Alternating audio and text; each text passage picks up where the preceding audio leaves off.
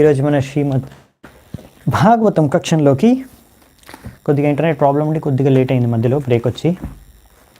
So మనము ఈరోజు చాలా ముఖ్యమైన అంశాలు చర్చించుకుంటాము. ఇప్పుడు దితి కశ్యపుల మధ్య సంవాదం జరుగుతుంది. శ్రీమద్ భాగవతం 3వ స్కందం 14వ అధ్యాయం ఈరోజు 16 నుంచి 21వ శ్లోకం వరకు చర్చించుకోవడానికి ప్రయత్నిద్దామంట. సో మంగళాచరణ చేసుకొని ఈరోజు చర్చను ఆరంభిద్దాం. ఓం అజ్ఞానతిమిరాంధస్య జ్ఞానాంజనశలాకయా చక్షోరున్మిళితం యేన తస్మై శ్రీగురవే నమః. శ్రీచైతన్యమనోభీష్టం స్థాపితం యేన భూతలే స్వయం రూపః కదా మह्यं దదాతి స్వపదాంతికం. వందేహం శ్రీగురూన్ శ్రీయుతాపదకమలం శ్రీగురూన్ వైష్ణవాంశ శ్రీరూపం సాగ్రజాతం సహగణ రఘునాథాన్వితాం తం సజీవం సాద్వైతం సావధూతం పరిజనసహితం కృష్ణచైతన్యదేవం శ్రీరాధా కృష్ణపాదాన్ సహగణలలిత శ్రీవిశాఖాన్వితాంశ్చ. నమా ఓం విష్ణుపాదాయ కృష్ణప్రేష్టాయ భూతలే శ్రీమతే భక్తివేదాంత స్వామినితి నామినే. నమస్తే సారస్వతే దేవే గౌరవాణి ప్రచారిణే నిర్విశేష శూన్యవాది పాశ్చాత్యదేశతారిణి. నమో మహావదన్యాయ కృష్ణ ప్రేమ ప్రదాయతే కృష్ణాయ కృష్ణ చైతన్య నామినే గౌరత్పిషే నమః. హే కృష్ణ కరుణా సింధో దీనబంధు జగత్పతే గోపేశ గోపికా కాంత రాధాకాంత నమోస్తుతే. తప్త కాంచన గౌరాంగీ రాధే వృందావనేశ్వరీ వృషభానుసుతే దేవీ ప్రణమామి హరిప్రియే. నీలాచల నివాసాయ నిత్యాయ పరమాత్మనే బలభద్ర సుభద్రాభ్యాం జగన్నాథాయ తే నమః. వాంఛాకల్పతరుభ్యశ్చ కృపా సింధుభ్య ఏవ చ పతితానాం పావనేభ్యో వైష్ణవేభ్యో నమో నమః. జయ శ్రీ కృష్ణ చైతన్య ప్రభు నిత్యానంద శ్రీ అద్వైత గదాధర శ్రీవాసాది గౌరభక్తవృంద. హరే కృష్ణ కృష్ణ కృష్ణ హరే హరే హరే రామ రామ రామ హరే హరే. హరే కృష్ణ. ఓకే, సో మనము 16వ నంబర్ శ్లోకం నుంచి ఈరోజు చర్చను ఆరంభిద్దామంట. ఇప్పుడు మనం చూస్తున్నాము, నిన్న క్లాస్లో చూసాము, దితి తన భర్త అయిన కశ్యపుడితో ఒక కోరిక కోరుకుంటుందన్నమాట. సంతాన ప్రాప్తి నాకు కావాలి ఇప్పుడే, ఈ క్షణంలోనే. సో మరి ఆమె ఈ కోరికకు స్పందిస్తూ కశ్యపుని ఇప్పుడు ఏం చెప్తాడు, ఏం వాక్యాలు మాట్లాడతాడు అనే విషయాన్ని ఈరోజు చూద్దామంట. ఇతి తాం వీరమారీచః కృపణాం బహుభాషిణీం ప్రత్యాహనునయన్ వాచ ప్రవృద్ధాణంగ కష్మలాం. సో ఇక్కడ ఏం చెప్తున్నారంటే, ఇతి తాం వీరా, ఇక్కడ మైత్రేయుని విదురుడిని వీరా అని పిలుస్తున్నాడు. అంటే నువ్వు వీరుడివి. ఎందుకలా అంటున్నాడు, దానికి ఒక అర్థం ఉందన్నమాట. మనకు ప్రభుపాల ద్వారా చెప్తారు, అది చూద్దామంట. సో ఇలా దితి ఈ కృపణ బుద్ధితో, కార్పణ్య దోషో అంటే ఇది ఒక కృపణ బుద్ధి అనమాట, ఇది ఒక దోషం. ఇక్కడ ఎందుకు కలిగిందంటే ఇటువంటి దోషం ఏమికి, ఆ ప్రవృద్ధానంగా కష్మలం, ఇది ఒక చేతన, దితి యొక్క చేతన ఇటువంటి కల్మషంతో నిండిపోయింది. ఈ కల్మషం దేనివల్ల అయింది, ఈ కల్మషం దేనివల్ల పెరిగిపోయింది కల్మషం. ఆనంగ అంటే అంగాలు లేనివారు. ఎవరు అంటే ఒకసారి కామదేవుడు శివుడి క్రోధానికి గురై భస్మమైపోతాడు. అందుకని అప్పటి నుంచి ఆయన పేరు ఆనంగ అనే పేరు కూడా పడిందనమాట. అంటే ఆయనకి ఇంకా అన్ని అంగాలన్నీ కూడా భస్మమైపోయాయి కనుక శరీరంలో ఉన్నాయి. సో ఇలా కామంతో ఆమె ప్రేరేపితమై ఆమె చేతన అంతా కలుషితమైపోయిందంట. ఆ విధంగా కలుషితమై అటువంటి కృపణ బుద్ధితో బహుభాషిని, ఎంతో భాషణ చేస్తుంది. ఇప్పుడు చూశారు కదా, నిన్న దితి ఎన్నో వాక్యాలు మాట్లాడుతుంది. ఎందుకు ఆమెకి ఇప్పుడే అతను సంతానం ఇవ్వాలి, దానికి రకరకాల కారణాలు కూడా చెప్తూ నిన్న చూసాం మనము, దితి కశ్యపునికి చెప్తుంది. సో ఈ విధంగా ఇప్పుడు మరి ఆమెను ఎలా సంతృప్తి లేకపోతే ఆమెను ఎలా నచ్చచెప్పడానికి ప్రయత్నిస్తారు. ఈ మరీచి యొక్క పుత్రుడు మారీచ అంటే కశ్యప ముని ఎలా ఆమెను నచ్చచెప్పడానికి ప్రయత్నించాడు అనేది ఇప్పుడు చూడబోతున్నాము అని ఇక్కడ చెప్తున్నారనమాట మైత్రేముని. సో ప్రభుపాల్ ద్వారా ఇలా నచ్చచెప్పడానికి ప్రయత్నించేది ఏముందో వెంటనే నిరాకరించాలి అటువంటి విషయాన్ని. ఎందుకంటే ఇది సరైన సమయం కాదు. ఎందుకు ఇది సరైన సమయం కాదు, ఆ సమయంలో సంభోగం చేస్తే ఎటువంటి దుష్పరిణామాలకి దారితీస్తుంది అనే విషయాన్ని మనము రేపు విస్తృతంగా చూసుకుందాము. కానీ ఈరోజు మనం చూసే చర్చలో ఎలా ఉంటుందంటే ఆమెను నచ్చచెప్పడానికి కొంచెం ఇప్పుడు ప్రయత్నిస్తారు. ముందుగా ఆమెనే గుణగానం చేస్తారు, కీర్తి చేస్తారు. ఒక భార్య ఒక గొప్పతనాన్ని ఇప్పుడు కశ్యప ముని దితిని కూడా గుణగానం చేస్తారు. ఇలా దితి చేసే కశ్యప ముని చేసే ఈ వాక్యాలను చూస్తే ప్రభుపాల్ వారు చెప్తున్నారు ముందే మనకి కశ్యప ముని కూడా ఇటువంటి సంభోగం చేయడానికి ఆయనకు కూడా మనసులో ఒక ఆలోచన ఏమో ఉన్నట్టుంది. లేకపోతే వెంటనే నిరాకరించేవారు తెలిసి కూడా ఇటువంటి నచ్చచెప్పడానికి ఇంత ప్రయత్నించడం ఎందుకు. ఇక్కడ వీరాని విదురుణ్ణి ఎందుకు అంటున్నారంటే విదురుణ్ణి వీరాని ఎందుకు అన్నారంటే ఇక్కడ ఆయన విదురుడు ఒక శుద్ధ భక్తుడు భగవంతుడికి. కనుక తన శుద్ధ భక్తి ద్వారా తన ఇంద్రియాల్ని నియంత్రించగలిగాడు.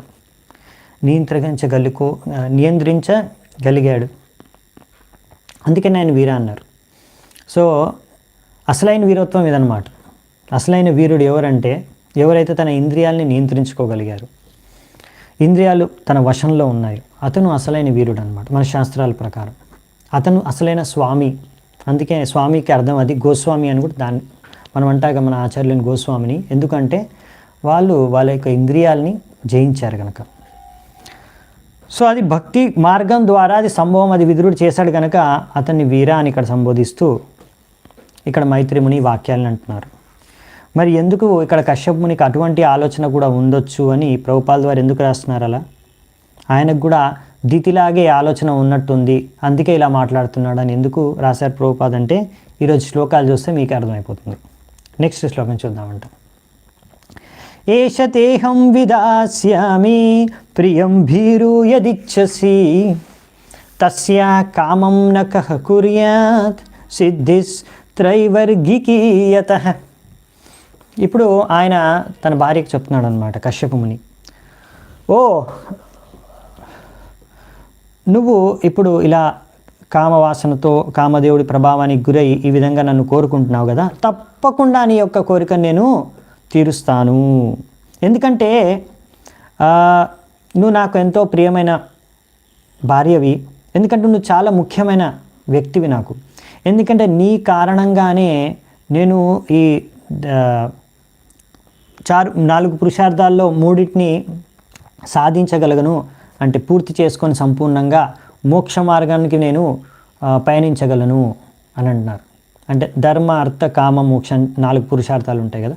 సో లాస్ట్ది మోక్షం, కానీ దానికి ముందు ధర్మ అర్థ కామ 3 కూడా భార్య కూడా భర్తతో పాటు చాలా ఒక ముఖ్య భూమికని పోషిస్తుంది అనమాట.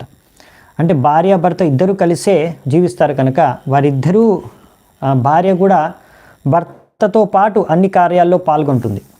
భర్త సరిగ్గా ధర్మాన్ని నెరవేర్చడానికి భౌతిక ఆధ్యాత్మిక కార్యాల్లో భార్య అన్ని చోట్ల సహాయపడుతుంది. అందుకనే ఇక్కడ గుణగానం చేస్తున్నారనమాట. ఈ విధంగా సహాయపడాలి ఆధ్యాత్మిక ఉన్నతికి.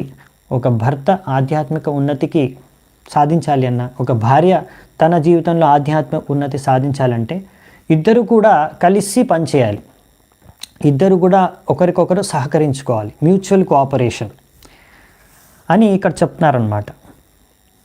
సో మరి అది ఎప్పుడు జరుగుతుంది? ఫస్ట్ ఆఫ్ ఆల్ వాళ్ళిద్దరికి లక్ష్యం ఉండాలి. మా ఇద్దరి లక్ష్యం ఏంటంటే ఆధ్యాత్మిక ప్రగతి సాధించాలి.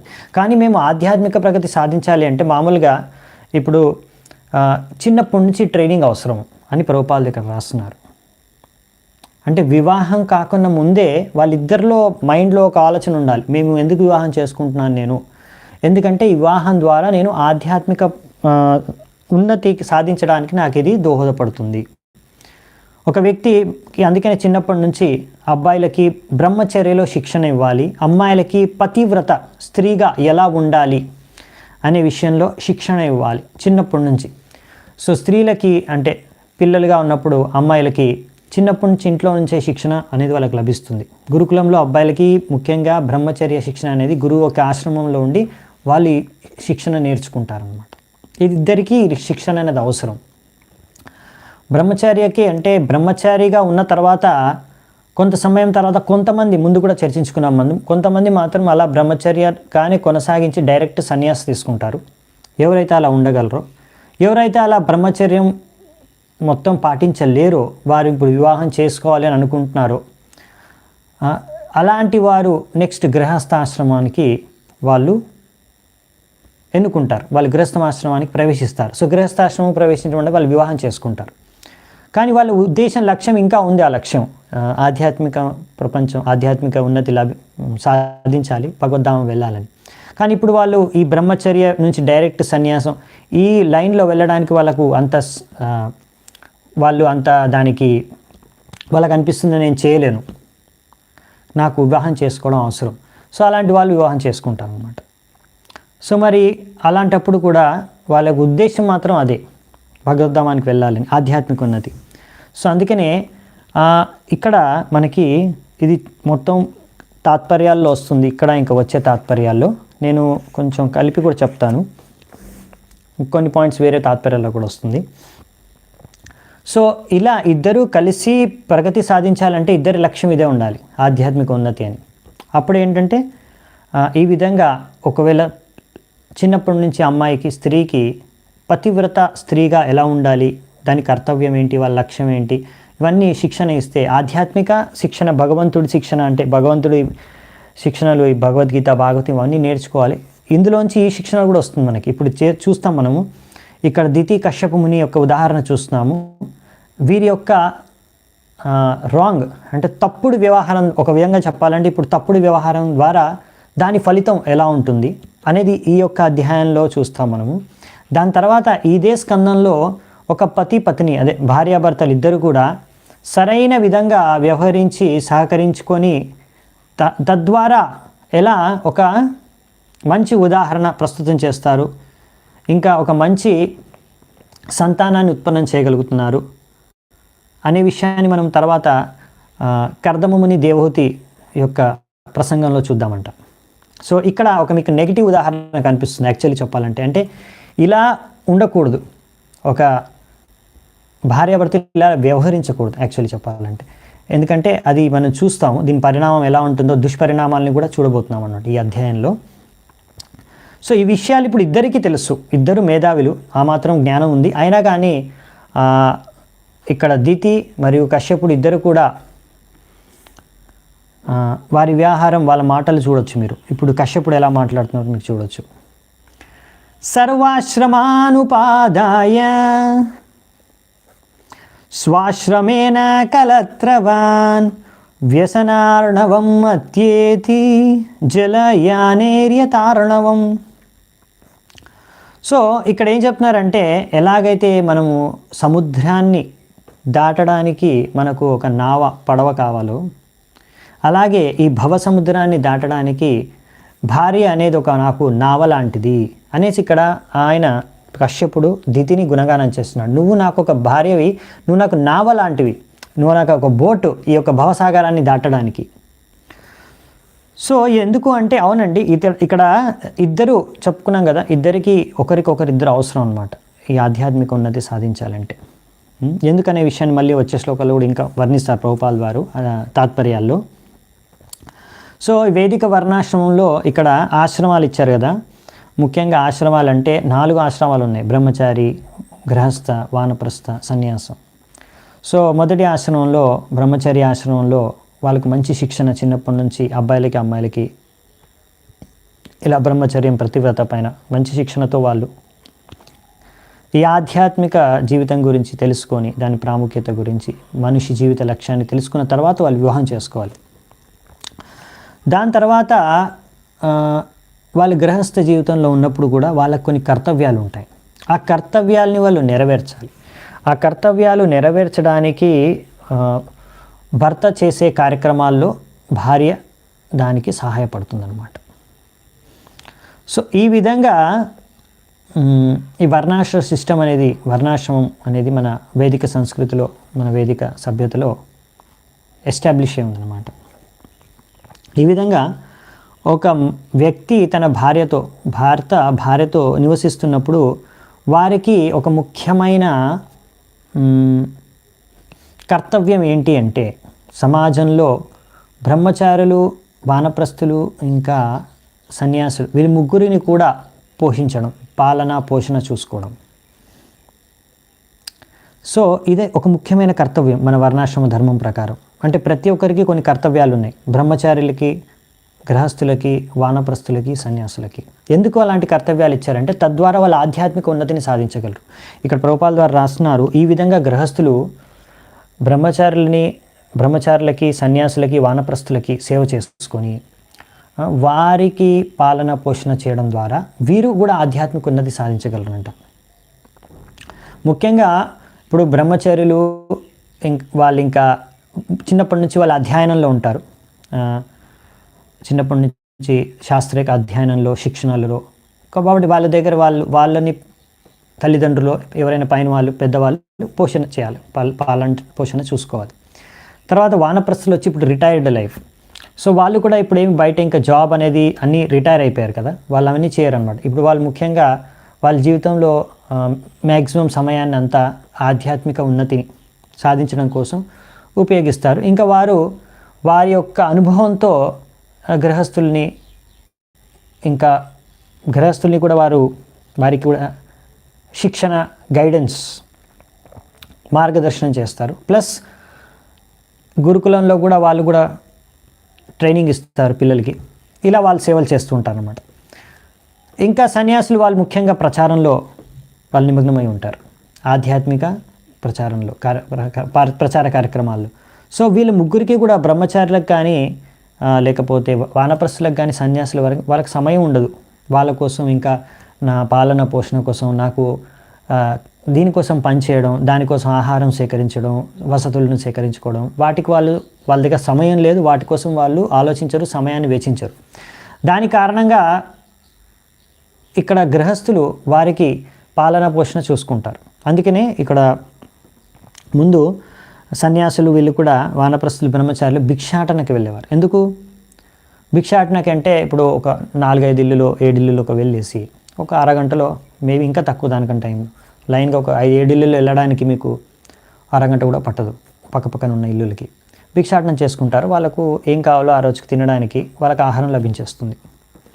ఇంకా మిగతా టైం అంతా వాళ్ళు ఆధ్యాత్మిక ఉన్నతి సాధించడానికి, సాధన మరియు సేవ ప్రచారానికి దీనికి ఉపయోగిస్తారు వాళ్ళ కర్తవ్యాల ప్రకారం. సో అందుకనే వారికి కావాల్సినవి సదుపాయాలు చూసుకోవడం అనేది, పాలన పోషణ చూసుకునేది గృహస్థుల యొక్క కర్తవ్యం. తద్వారా గృహస్థులు కూడా ఆధ్యాత్మిక ఉన్నతిని సాధించగలరు. ఇది ప్రభుపాదుల వారు ఇక్కడ రాశారు. ఇది వేదిక వర్ణాశ్రమం సిస్టమ్ అనమాట. అంటే ఇది చాలా మంచి సిస్టమ్ అనమాట. ఎందుకంటే మామూలుగా ఇప్పుడు మీరు చూసారనుకోండి, ఇప్పుడు గృహస్థ ఎలా అవుతారంటే ఎవరో వివాహం అవగానే గృహస్థ అవుతారు కదా. కానీ ఇప్పుడు మీరు సమాజంలో చూస్తే బయట వాళ్ళు చిన్నప్పటి నుంచి పుట్టి పెరుగుతారు, గురుకులంకి వెళ్ళరు, తల్లిదండ్రుల దగ్గరే ఉంటారు. ఎటువంటి బ్రహ్మచర్యంలో కానీ పతివ్రతగా ఉండడానికి ఎటువంటి శిక్షణ అనేది ఇంట్లో కానీ, స్కూల్లో కానీ, కాలేజీలో కానీ ఇవ్వరు. దాని తర్వాత వాళ్ళు వివాహం చేసుకునేది, ఇప్పుడు అబ్బాయి అతను జాబ్లో సెటిల్ అయిన తర్వాత, ఒక మంచి జాబ్ బిజినెస్లోనే ఫిక్స్ అయిన తర్వాత అతను వివాహం చేసుకుంటాడు. వివాహం చేసుకుని వెంటనే చాలా మటుకు మోస్ట్ ఆఫ్ ద కేసెస్ అనుకుంటా 95% కేసెస్లో వెంటనే సపరేట్గా వెళ్ళి వేరే దగ్గర ఉంటారు. ఉండకున్నా వాళ్ళు జాబే ఎక్కడో ఉంటుంది, వాళ్ళ తల్లిదండ్రులు వాళ్ళతో పాటు ఉండరు. సో వాళ్ళు చాలా మటుకు 99% అనుకోండి, 95% అనుకోండి, చాలామంది మీరు చూసే ఉంటారు, వాళ్ళు పెళ్ళవగానే సపరేట్ అయిపోతారు. ఒకవేళ కలిసి ఉన్నా ఎక్కువ రోజులు ఉంటారు, వెంటనే సపరేట్ అయిపోతారు. సో తర్వాత వాళ్ళిద్దరే ఉంటారనమాట, అమ్మాయి అబ్బాయి, అదే భార్యాభర్తలు మాత్రమే సపరేట్గా. సో వాళ్ళు రిటైర్డ్ అయిన వాళ్ళంటే ఇంకా వాళ్ళ తల్లిదండ్రులు వీళ్ళందరే కదా వానప్రస్థాలు, రిటైర్డ్ వాళ్ళకి ఎలాగో సేవ చేసుకోరు. ఇంకా బ్రహ్మచారి సన్యాసి అంటారా, వాళ్ళకి అసలు తెలియదు అదేంటనేది, వాళ్ళని సేవ చేసుకోవాలి అనేది కూడా. సో వాళ్ళు దానాలు ధర్మాలు చేయరు, ఎందుకంటే వాళ్ళకి అలాంటి ట్రైనింగ్ కానీ శిక్షణ కానీ లేదు. ఎందుకంటే వాళ్ళకి తెలియదు ఆధ్యాత్మిక ఉన్నతి సాధించి మనం భగవద్ధామం వెళ్ళడమే మన జీవిత లక్ష్యం అనే విషయాన్ని వాళ్ళకు చిన్నప్పటి నుంచి ఎవరు నేర్పించలేదు కనుక ఇప్పుడు వాళ్ళు ఏమనుకుంటారంటే మనం కష్టపడి సంపాదించి డబ్బులు దాని ద్వారా అన్ని మంచి మంచి వసతుల్ని సేకరించుకొని, ఇంద్రియ భోగ విషయాల్ని, వస్తువుల్ని సేకరించుకొని, ఒక మంచి బంగ్లా, మంచి కారు, లేకపోతే మంచి ఇల్లు, ఇంకా లోపల అన్ని ఫెసిలిటీసు, ఇప్పుడు కొత్త కొత్తగా ఏం మార్కెట్లో వస్తున్నాయో అన్ని రకాల భోగ వస్తువులు, విషయాలు, ప్రదేశాలు తిరగడం, దీని ద్వారా ఇంకా ఒకరినొకరు భోగించుకొని, ఎంత వీలైతే అంత భోగించుకొని ఆనందంగా గడపడమే జీవిత లక్ష్యంగా వాళ్ళు పెట్టుకుంటారు. సో కానీ ఏం జరుగుతుందంటే ఆ సమయంలో చాలాసార్లు చాలా సమస్యలు ఎదుర్కొంటారు. ఆ విషయాలన్నీ కూడా ఇప్పుడు ప్రభుపాల ద్వారా వచ్చే తాత్పర్యంలో బాగా ఇస్తారు క్లియర్గా. ఈ తాత్పర్యం నేను ఫుల్గా చదువుతాను. యమాహుర్ ఆత్మనోహ్యర్థం శ్రేయస్కామస్య మానిని యస్యాం స్వదూరం మధ్యస్య పువాంశ్చరతి విజ్వరః. సో ఇక్కడ ఏం చెప్తున్నారంటే అర్ధం శ్రేయస్కామస్య, ఒక పత్నిని అర్ధాంగిని అన్నారు, భార్యని. సో ఎందుకంటే భర్త చేసే ప్రతి కార్యంలో ఆమె సహాయపడుతుంది, దోహదపడుతుంది ఆ చేసే కార్యాలు చేయడానికి. సో అన్ని కార్యాల్లో ఆమె సహాయం కూడా ఉంటుంది. భర్త ఆమె సహాయంతోనే అన్ని కార్యాలు చేయగలడు. అందుకనే ఈ భార్య సహాయం ఉంది కనుక ఆయనకి ఎటువంటి చింత లేకుండా ఎన్నో కార్యాలు చేయగలుగుతున్నాడు. ఆధ్యాత్మిక బాధ్యతల్ని, భౌతిక బాధ్యతల్ని ఆయన నెరవేర్చగలుగుతున్నాడు. అందుకనే భార్యని కూడా అర్ధాంగిని అన్నారనమాట. ఎందుకంటే గృహస్థులకి పంచయజ్ఞాన్ని 5 రకాల యజ్ఞాలు చేయాలి ప్రతిరోజు. ఎందుకంటే వాళ్ళకు చెప్పాం కదా ఇలా ఎన్నో కర్తవ్యాలు ఉన్నాయి, అవన్నీ పూర్తి చేసుకోవడం, అన్ని రుణాలని తీర్చుకోవడానికి, అన్ని పాపాల నుంచి ముక్తులు అవ్వడానికి. కానీ ఇప్పుడు మరి మనము ప్రతిరోజు 5 యజ్ఞాలు చేయట్లేదు కదండి అంటే, అవును, ఇప్పుడు కలియుగంలో అది ప్రతి ఒక్కరికి చేయడం సాధ్యం కాదు. అందుకనే మనము ఈ కలియుగంలో హరినామ సంకీర్తన యజ్ఞం చేస్తాం. తద్వారానే మనము అన్ని రకాల పాపాల నుంచి కూడా ముక్తులం అయిపోతాం, ఇంకా ఆధ్యాత్మిక ఉన్నతిని కూడా సాధిస్తాం. సో ఇక్కడ ఈ విషయాలు ఇక్కడ రాశారు. కొన్ని పాయింట్స్ మాత్రం నేను చదివి మీకు చెప్తాను. కానీ ఈ విధంగా మనం ముందు కాలంలో అంటే పంచయజ్ఞాలు చేసి ఆ విధంగా ఆధ్యాత్మిక ఉన్నతిని లాభం చేసేవారు. వేదిక వర్ణాశ్రమ ధర్మంలో గృహస్థులు ఎలా చేసేవారు ధర్మాలని కొద్దిగా చర్చించుకున్నాము ఇప్పుడు. కానీ ఇలా కాకుండా when a man becomes qualitatively like cats and dogs, he forgets his duties in cultivating spiritual values and thus he accepts his wife as sense gratificatory agency.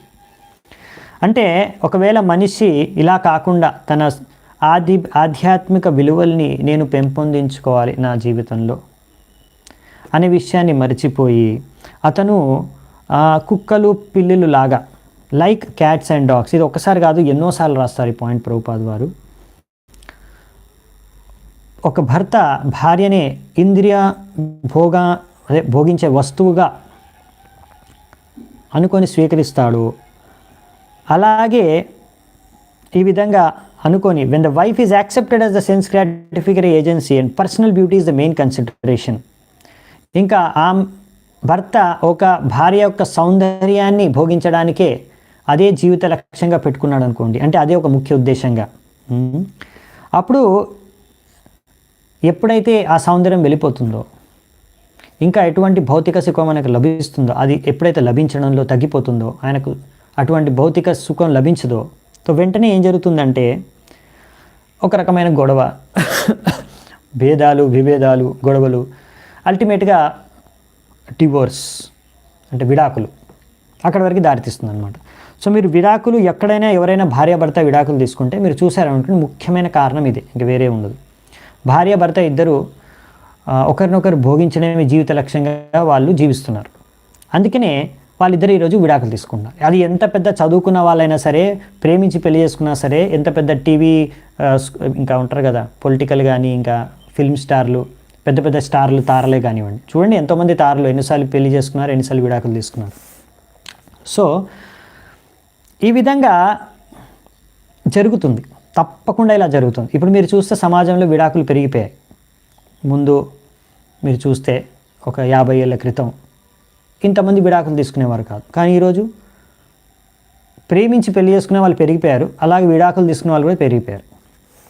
ఎందుకంటే ప్రభుపాద వారు ఇక్కడ రాస్తున్నారు చూడండి, బట్ కానీ ఒకవేళ హస్బెండ్ అండ్ వైఫ్ భార్యాభర్తలు ఇద్దరు కూడా ఆధ్యాత్మిక ఉన్నతే లక్ష్యంగా పెట్టుకొని ఇద్దరిని ఒకరికొకరు సహకరించుకుంటే అప్పుడు ఒకరి సౌందర్యమే ముఖ్యాంశంగా, దాన్ని భోగించడం ముఖ్యాంశంగా పెట్టుకోకుండా వాళ్ళు ఆధ్యాత్మిక ఉన్నది లక్ష్యంగా పెట్టుకుంటే అప్పుడు వాళ్ళు ఉన్నతి సాధించగలరు, కలిసి ఉండగలరు, బతకగలరు. లేకపోతే ఎందుకంటే ఇద్దరి మధ్యలో చాలామంది ఏమంటారు, మేము ప్రేమ అంటారు కదా, అది ప్రేమ ఏం లేదు, ప్రేమ దోమ ఇక్కడ ఏం లేదు. భౌతిక ప్రపంచంలో ఉండేది ఓన్లీ ఒక స్త్రీ పురుషుల మధ్యలో ఉండేది కామము, ప్రేమ కాదు.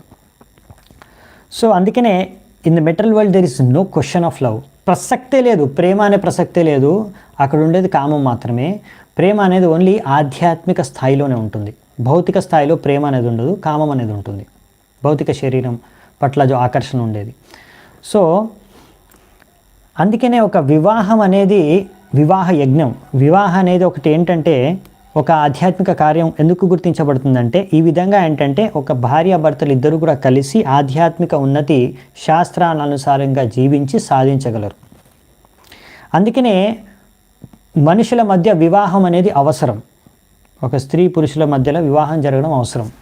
ఒకవేళ ఓన్లీ ఒక స్త్రీ పురుషుడిని భోగించడం కోసమే, ఒక పురుషుడు స్త్రీని భోగించడం కోసమే వివాహం చేసుకుంటే అది వివాహం యొక్క లక్ష్యం కాదు. అదే లక్ష్యం అయితే మరి కుక్కలు పందులు, అదే క్యాట్స్ అండ్ డాగ్స్, కుక్కలు పిల్లులు, వాళ్ళకి ఇంకా వాళ్ళ జీవితంతోనే సమానం.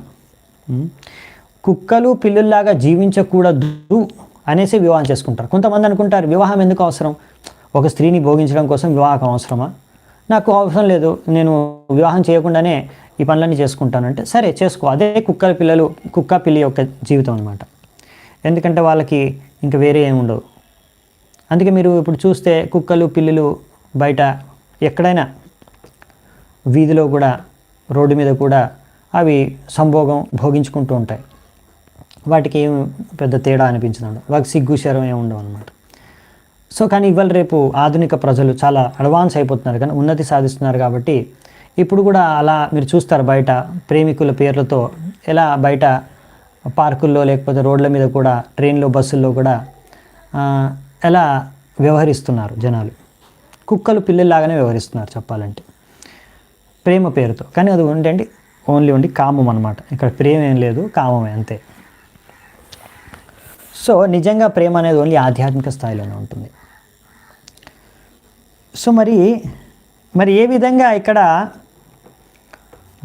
భార్య భర్తకు ఎలా సహాయపడుతుంది, ఆధ్యాత్మిక ఉన్నతి సాధించడానికి మరి వివాహం చేసుకోవడం ఎలా సహాయపడుతుంది, ఎలా దోహదపడుతుంది ఒక వ్యక్తికి అంటే మనం ముందు కూడా చెప్పుకున్నాం కదా, ఎవరైతే భక్తి మాధ్యంతోనే ఇంద్రియాల్ని నియంత్రించుకోగలరు, భక్తి యొక్క శక్తితోనే, దాని తర్వాత ఎవరైతే ఇలా ఓన్లీ బ్రహ్మచర్యగా ఉండలేకపోతారో వారు వివాహం చేసుకుంటారు.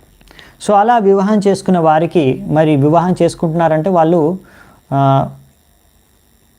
మరి ఈ ఇంద్రియాలని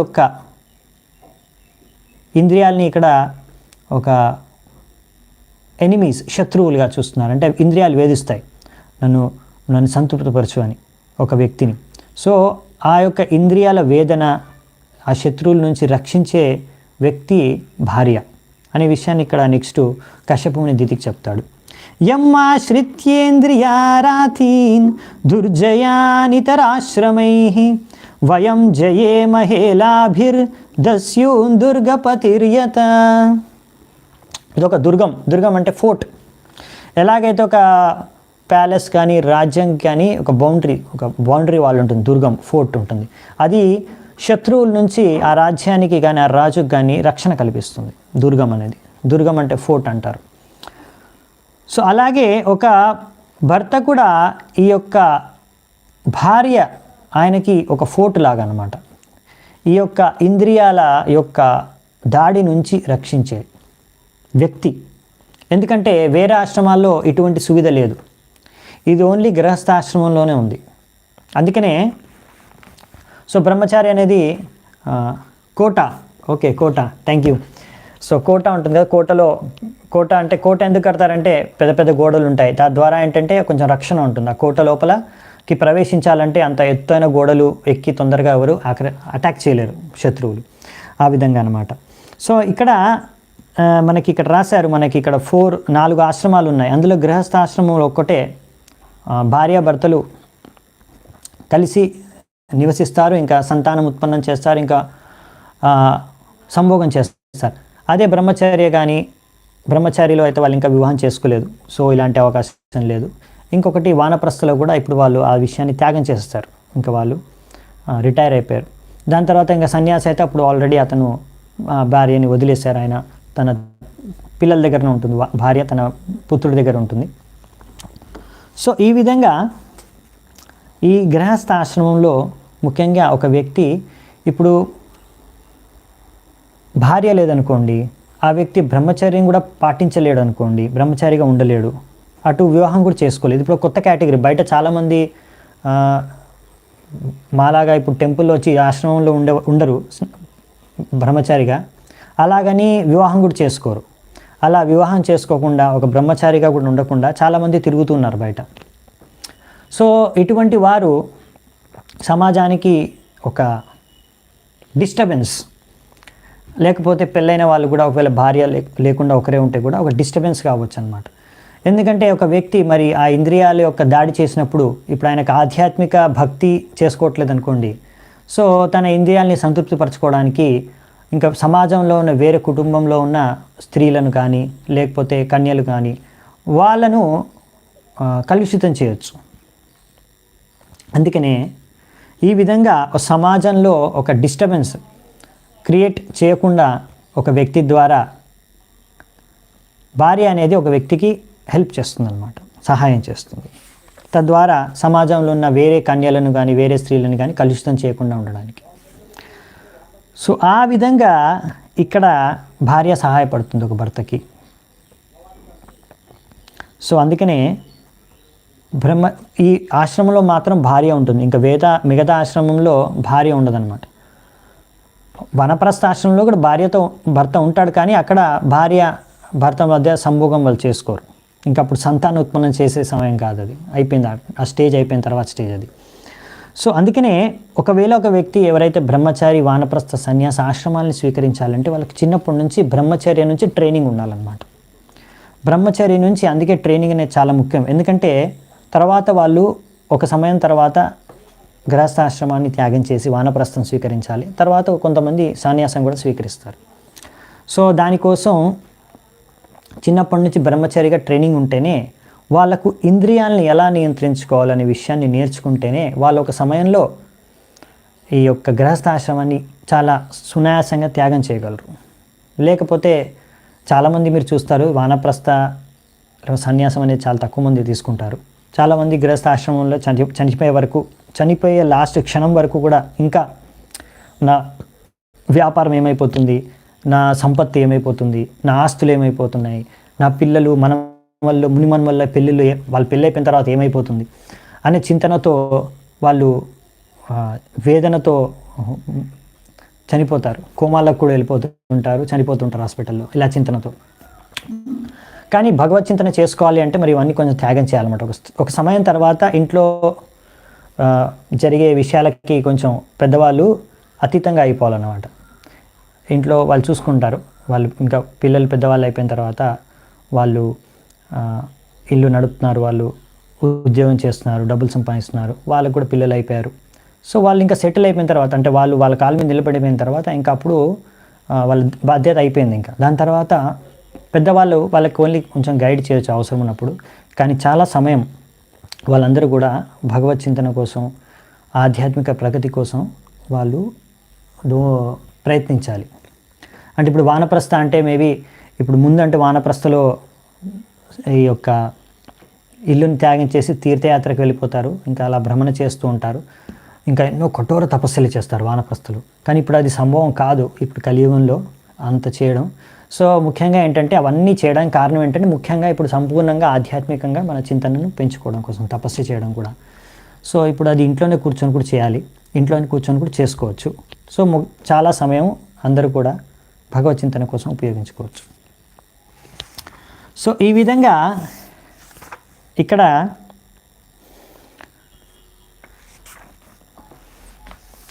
ఒకవేళ శిక్షణ అనేది చిన్నప్పటి నుంచి బ్రహ్మచర్య శిక్షణ అనేది లభించలేదనుకోండి, అప్పుడు అలాంటి వారు బ్రహ్మచర్యగా ఉన్న లేకపోతే సన్యాసులు అయిపోయిన అటువంటి శిక్షణ లేని వారు మరి తర్వాత వాళ్ళ ఆధ్యాత్మిక జీవితం నుంచి పతనమయ్యే అవకాశాలు ఉన్నాయి. అలా జరిగాయి కూడా. ఒక్కొక్కసారి తపస్సు చేశారు కొంతమంది, తర్వాత పతనం కూడా అయిపోయారు. అందులో ఉదాహరణ ఇచ్చారు ఇక్కడ విశ్వామిత్ర మునిది. సో ఈ విధంగా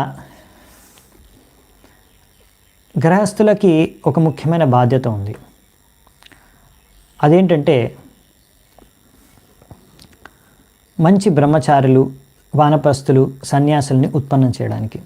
ఎందుకంటే గృహస్థులు మాత్రమే సంతానాన్ని ఉత్పన్నం చేస్తారు.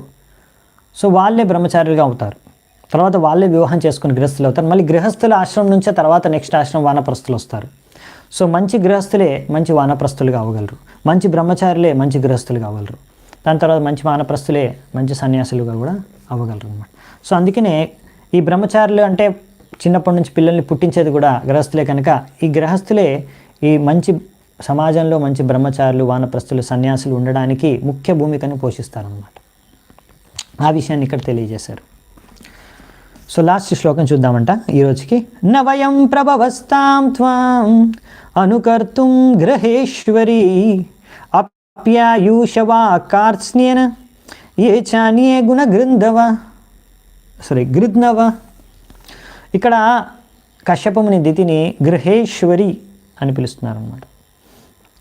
గృహ ఈశ్వరి అంటే గృహానికి నువ్వు ఈశ్వరివి, అంటే రాణివి, అంటే క్వీన్ ఆఫ్ ద హోమ్. గృహానికి ఈశ్వరివి నువ్వు, గృహానికి రాణివి నువ్వు, నా గృహానికి.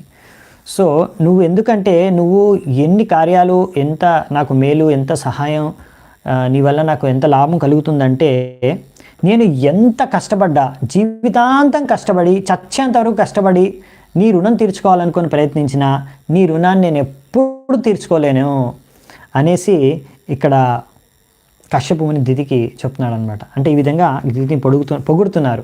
ప్రభుపాల ద్వారా ఇంతగానో పొగుడుతున్నారంటే ఇలాంటి హస్బెండ్, ఇటువంటి భర్త, వీళ్ళు ఏమంటారు, హెన్ పెగ్డ్ ఏమంటారు తెలుగులో, హెన్ పెగ్డ్ హస్బెండ్. ఒకవేళ ఆయన హెన్ పెగ్డ్ హస్బెండ్ అయ్యి ఉన్నాడు, లేకపోతే ఆయన జోక్ చేస్తున్నాడు వాళ్ళ భార్యతో, దీతితో, లైట్గా జోక్ చేస్తున్నట్టే మాట్లాడుతున్నారు అంటున్నారు, లేకపోతే హెన్ పెగ్డ్ హస్బెండ్ అయినా అయి ఉండాలి అని. సో ఈ విధంగా అన్నమాట. ఇప్పుడు ఈ యొక్క శ్లోకాల్లో మనం చూసాము ఎలా కశ్యపముని దితిని ఇంకా సంజాయించడం అనేది, అంటే ఇంకా ఆమెకు నచ్చ చెప్పడానికి అసలు కారణం ఏంటి, ఎందుకు ఇది సరైన సమయం కాదు అనే విషయాలు వచ్చే శ్లోకాల్లో చెప్పబోతున్నారు. కానీ దానికి ముందు ఆమెను ఇంతగా కీర్తించి గుణగానం చేస్తున్నారనమాట. సో అది ఈరోజు చూసాము. ఓకే, హెన్ పెగ్డ్ అంటే భార్య లోలుడు. Anyways fine. సో ఈరోజు ఇక్కడే మనం ముగిద్దామంట. Thank you. హరే కృష్ణ. దండప్రణామాలు. గ్రంథరాజ్ శ్రీమద్ భాగవతం కీ జై. సమవేత గౌరభక్త వృందికి జై. అనంతకోటి వైష్ణవ వృందికి జై. దాయ్ గోర్సితనాథ్ ప్రేమనంది. హరి హరి బోల్.